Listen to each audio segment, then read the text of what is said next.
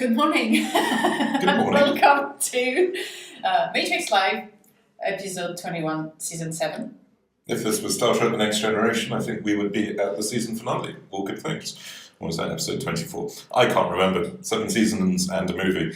We're back in old school Matrix Live mode. Why are we doing it in the morning? Normally we do it because we were trying to find time where it would work. We had a slot, so we did it. Okay, so here we are. It's 11 a.m. going and recording Matrix Live. So what's been going on? I think the biggest news of the week is the Vodozemac Audit. Yeah. Which came through. Right? Indeed. So, I mean, it's a shame people don't seem to have got that excited about this, because I think it's really, really cool and exciting that this is our first independent end-to-end encryption audit since 2016. So we were very, very overdue one, and this was very generously co-funded by Gematik, the healthcare the agency for interoperability in Germany, who came to us saying, "Oi, you guys should get another audit," and we said, "Sure, we'll go and get our encryption audited again. How about we split the bill?" And they very kindly agreed to split the bill. And so the key thing is that we started off auditing or getting ready to audit OLM again in our current implementation of libOLM, but then realised we're actually in the process of moving over to a native Rust implementation called Vodozemac, and decided that rather than kind of doing a final audit of OLM right at the end of its life, we should hurry up and rush through Vodozemac so that it could ship to an audit level, which we could hand over to them right at the end of last year. So Pour and Demir, who many will know as Polya, and Dennis, who many will know as Dennis, rushed in order to basically get Vodozemac from a kind of beta proof of concept to a full shipping capable audit-worthy thing in about 2 weeks. And if you look at the commit graphs over Christmas, it's terrifying as they blitz through going and bringing it up to speed and then handing it over to least authority who did the audit. Nothing better than an audit to drive motivation. Yeah, I feel quite bad about this. I mean, this is one of the worst death marches that I think we've ever had, but hopefully the end result is worth it. And really excitingly and completely coincidentally as it happens, Vodozemac is now the default encryption implementation in Matrix Rust SDK as of 0.5, which got released last Friday. So not only is the audit now public, but you can also use it in anything using Rust SDK, which in the near future will include all of Element 2, or at least Element on mobile, in the form of Element X. The audit results were pretty good. My least authority did an excellent job. We were busy coordinating with them on Matrix over the couple of months whilst they tore it all apart. And they found some legit thinkers, particularly around zeroization, which is amusing because Rust obviously says everything will be fine, don't worry, and then it turns out that there are some still weird, some horrible gotchas where they will leave things in memory unexpectedly, so really glad that we flushed that out. I think there were 10 issues that they kind of categorized, of which 8 of them got fixed whilst we did the audit. 2 of them have been deliberately left. One is trying to encrypt all possible secrets unless they are literally immediately in use, so that if they end up in swap, or if somebody attaches a debugger to avoid basically ever being stored unencrypted in RAM, which is obviously good practices, but is a lot more work than we were able to do before the audit was up. And the other one is this slightly controversial thing that OLM is a clone of Axolotl, which is the double ratchet implementation in Signal, and for their MACs, their message authentication codes, I believe that they truncate a pretty long MAC down to a much shorter MAC on the basis that they didn't need the additional precision. And we copied that for kind of bit by bit bit by bit matching. And it was flagged as a potential risk in the original OLM audit, and least authority definitely flagged it as a risk in the current one. And it's a bit awkward because we basically cargo cultured what Signal did in terms of the corner that had been cut on this. And to change it means a whole different version of the protocol, which we can and should do. but we need to dig in a little bit more as to why they did it that way, whether we blindly called it a bad idea or a good idea, and then upgrade it to a totally new flavour of Ulm that would not have that problem. So nothing critical, basically, which is good news. Yep, And indeed. Potentially next steps coming up at some point. Honestly, I'd be depressed if they hadn't found issues, given how rapidly we put it together. And there's nothing more like feeling that you're wasting money if people say, hey, let's take hundreds of thousands of dollars to go and find bugs in your code and they can't find any. Either the code is perfect or they didn't do their job, whereas finding some good juicy things was good news. Cool. But otherwise, we've seen a lot of progress on Element Cool as well, right? Yeah, so Element Cool has been bubbling away since we launched it back in March, so a couple of months ago now. I think it was like March 23rd or something. And it's interesting because the initial release was so stable, ironically, that we've not really had to do any updates to it since. Not many people are using it, which is sad because it's really good, and we use it for all of our smaller conferences inside Element and Matrix core team, and you should be using it too. But one of the things which was missing on it was actually enabling end-to-end encryption, because we kept it pretty critical. We had it off just to make debugging easier, but no, we basically haven't had to debug anything since we launched it. So we are finally turning it on. We did do our first update yesterday, which is Wednesday, because we're recording this on Thursday, which doesn't have encryption turned on still, but does fix a whole bunch of bugs. And we now have Dave and Robin and soon Timo working on it, as well as Robert, who did all the heavy lifting in the first place. So Element Cool is going places, and watch this space. So one of the things will be to speed up launch much faster by using the sync accumulator. That would be good. I guess it's a bit slow. Cool. But is it going to be the same thing used for voice and video rooms?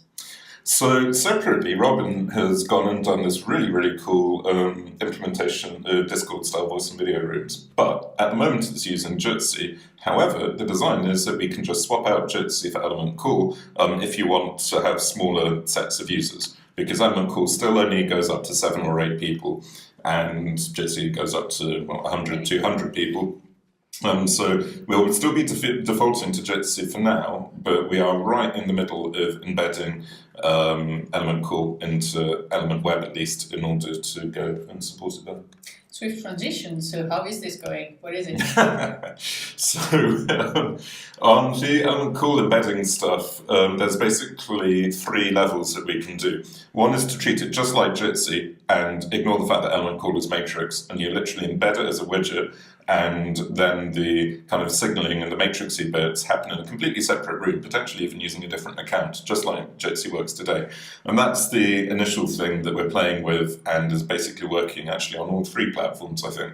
Next one is what we're tentatively calling Matroshka matrix clients. So Matroshka are the Russian dolls where you put dolls inside dolls inside dolls inside dolls. And in this instance, we're going and taking an existing matrix client, like Element Cool, and we are nesting it within a bigger one, but we're doing it in such a way that the inner one is basically parasiting, piggybacking on top of the host inside. So critically, the encryption and the 2-device messaging would be handled by the one on the outside, and also the authentication. So basically, you share the same matrix device on the main Element, say, web client or Element Android, as with the SDK sitting inside the Element Cool instance. We're also looking at it as a way to embed Thirdroom into Element, or the whiteboard stuff that Timo is working on, and basically have a way where you can share your main matrix client with another matrix client embedded within it.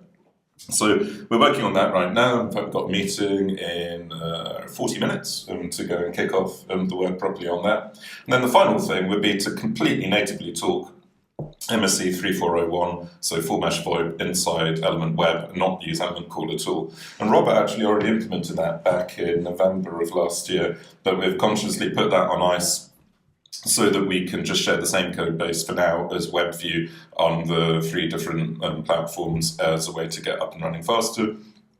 And then as time goes on, I suspect we will end up going and adding proper native support too. It's worth noting though that Bruno has implemented full mesh calling in Hydrogen and did the world's first ever interop between element call and Hydrogen. So there is the ability to go and do it that way too, which is cool. So it's not just going to be a single implementation. We already have two independent ones chatting to each other.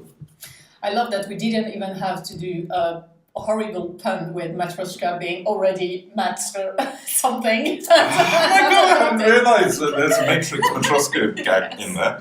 Go and loosen my touch. There is confusion that Matroska is also a nested video format, so the pun has already sort of been done, but not with the Matrix level. So I thought, no, that's good reason to use it.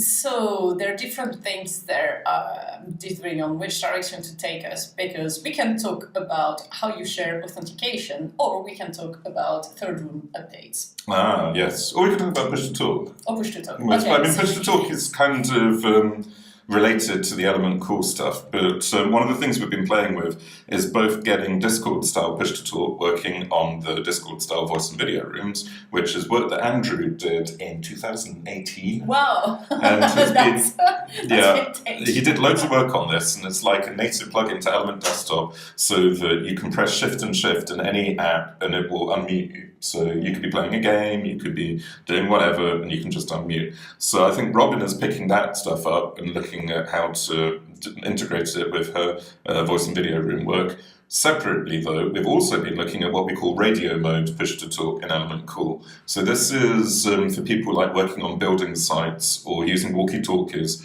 and it basically makes it behave like a radio, which is half duplex. Only one person can talk at a time or transmit at a given time on a given radio frequency, and you end up with something looking a bit like this, which is a little Bluetooth hands-free kit. Which you can then use and press the button on the side here, and the LED goes red in order to go and send messages, or not send messages, but basically unmute your element call to use it as a walkie-talkie system. So lots of fun messing around with web Bluetooth, which sucks, by the way. There is no way that you can get this to talk to a web browser, it turns out. And it actually talks AT commands. It would be a Haze modem. You must have been messing around with AT commands, doing 3G UMTS stuff. I forgot. It's probably just as well. Haze commands were invented in 1981, which is the same age as me, as a way to dial modems. And it turns out that whenever you press the big button on the push-to-talk thing, it literally goes AT plus X event equals talk equals 1. When you release it, it says talk equals 0, as if it's talking to a 1981 vintage 300 baud modem. Anyway, I digress, but suffice it to say that this will probably end up working on Android natively, but it ain't going to be working on Chrome anytime soon. Sad. So what's happening on the Thirdroom side? Yeah, sorry, that's what you wanted to talk about. To talk about everything. Well, Thirdroom is going great guns. It is absolutely terrifying, the amount of stuff that Robert and Nate are getting up to on it. And probably the big breakthroughs in the last week have been spatial VoIP.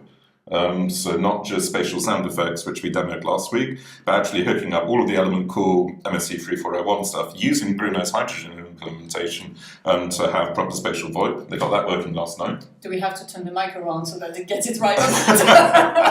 Yeah, well, I think for once, hopefully we've got the right orientation. If not, we'll just have to Apparently, people are complaining that the VoIP is not aligned with in fact, I bet spatial. we didn't. Yeah, we haven't even turned it on to stereo mode, embarrassingly. So maybe people haven't been hearing any word we've been saying. Well, someday perhaps we'll start doing Matrix live in Thirdroom instead, and then you can enjoy spatial audio firsthand.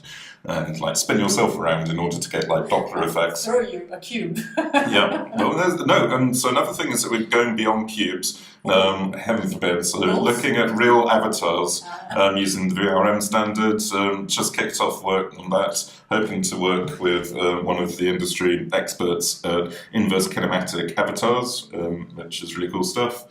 What else is happening? Reverb is something that they're looking at. So if you want your Thirdroom to echo as much as this room, then it will go and look at the space and echo appropriately. Also looking at acoustically correct sound effects, because I've got a hunch basically that Thirdroom will be a lot more compelling if when you head desk, the desk makes appropriately resonant, acoustically correct noise. tuned to the frequency of your skull. And what is the other thing?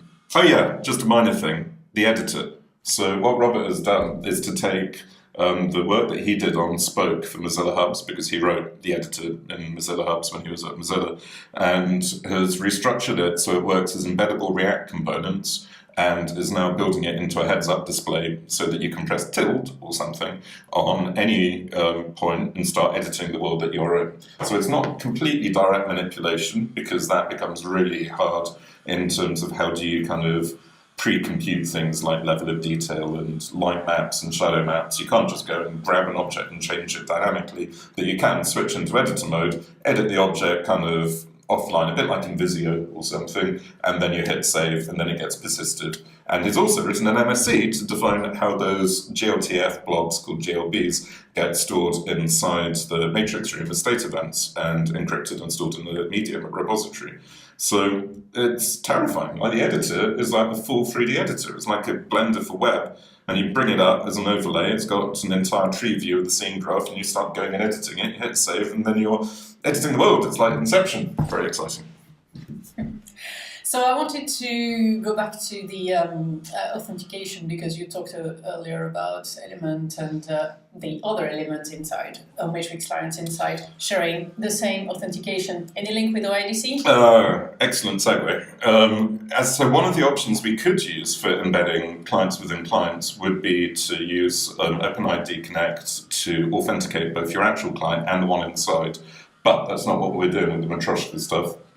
Because if you do it that way, you end up with two different devices. And say you're doing a video conference, it's like, why do I need to be doing double the encryption, double the devices, when my host client is already doing that? Why should the embedded one be doing it too? But OIDC could be useful for simpler use cases for that. But more excitingly, Quentin and Hugh, who have been working on replacing all of the Matrix registration and auth APIs with OIDC, and the reason I'm talking fast is now I'm running out of time because I've got a meeting in 2 minutes, is that they've actually got it running on both web and iOS and Android in a super sexy, slick manner. So basically it brings up a little pop-up window in whatever environment it is, much like authenticating with Google or something, to basically handle all the login flows and the registration flows provided by the auth server. And it looks way better than I expected.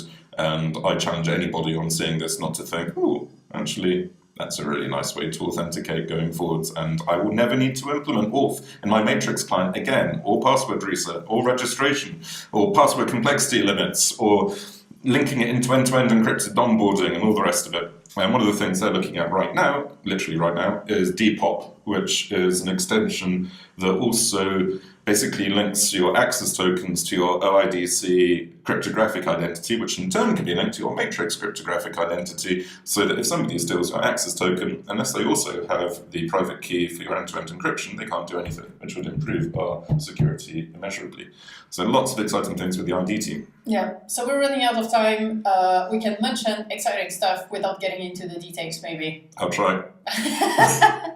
So the teams working on Element X have been doing a lot of stuff around DevX. Yeah, so I mean, this is Manu being a mature, responsible adult in a way that I will never be, in terms of saying, guys, rather than just building Element X as rapidly as possible, why don't we have continuous integration and test coverage and RAID shakes and all that good stuff? And so we have that all now. Meanwhile, node bendings for Rust SDK.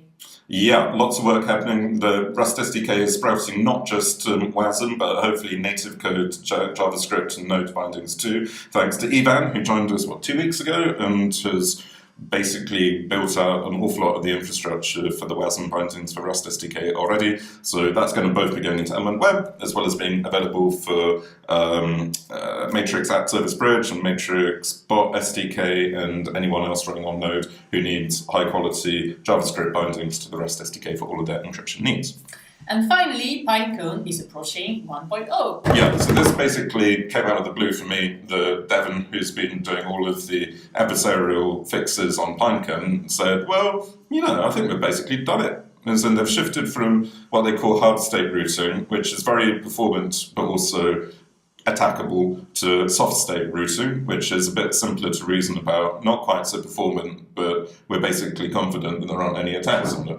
So he's going to write that up, publish a threat model, and then say, "Bonk, we got a 1.0 of Pinecone." So from a are we peer-to-peer yet.com perspective, that's massive. Meanwhile, the Dendrite guys have been frantically getting parity on the Dendrite side. I even saw that we have search APIs hooked up. So I was checking are we peer-to-peer yet.com earlier, but what is missing on it is when do we have when it's ready. When it's ready. I'm really looking forward to it. It's so unpredictable. Like the adversarial peer-to-peer stuff could have been like a year, or it could have been a day. It ended up being a day in this instance relative to where we were. So super hard to predict these things, but really excited to see progress there. Yeah. And we've had some fun. Brilliant, thanks. Thank you, bye.